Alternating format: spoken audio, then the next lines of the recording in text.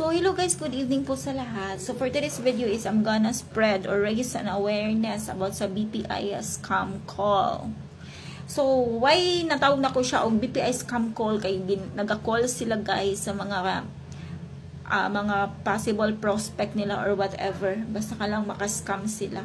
So, since I am a credit card holder sa BPI, ako ang i-share sa inyo kung unsa akong na-experience about sa ilang pagpang-scam sa kuha guys. So, mo ni ang nahitabo. First is, while I'm working, na ay nagtawag sa kuha. Nagpaila siya na BPI representative siya from BPI head office, Manila. So, mo to siya ang nahitabo guys. And then, ang first na iyahanggi pangutana sa kuha is about sa ko ang personal information like my name. So, I really don't know why. Nga nung nakabalo siya sa ko ang complete name. And then, sa kong birthday. So, mo to. And then, ang first niya nga gitopic sa ko guys is about sa card na replacement.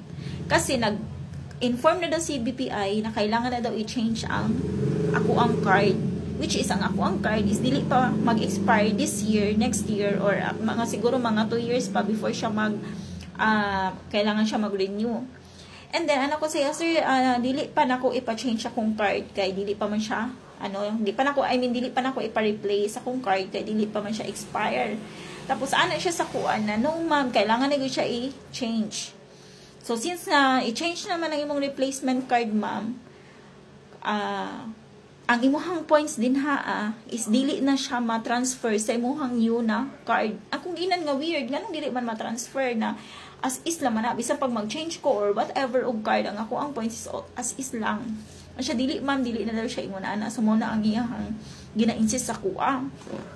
Pero noon ka guys, how did ka siya mag-talk? As in, murag di siya correct. As in, kung maminaw ka sa the way siya mag-talk is maka-feel jud ka nga taga-bangko siya kay as in, kung unsa daw ay mag-call ang bank or kanang mga Globe Telecom or mga naa sa BPO company, is hinanagi siya the way ka how mag-talk. And then, tapos ang nangyari guys is mo to about sa card replacement. And then ko nga sa iyahan na nganong kailangan mag-ilis og card nga okay pa man akong card ay siya nga mao gyud daw ang required ni BPI. Akong ginasir akong ginan mo na ni ang hitabo. Ko say sir, if ever na mag-replace ko card, dili ko mo entertain og call. Gusto ko mato ko diretso sa kuan, mo diretso ko sa akong branch which is sa BPI Ecoland. Siya sa kuan no ma'am, dili naga-cater si BPI og walk-in. So dito na murag at the back of my head, why not? So murag ako na siya gisabay-sabayan guys, and then after that murag wala na siya katubag, akong gipalungan. So bye.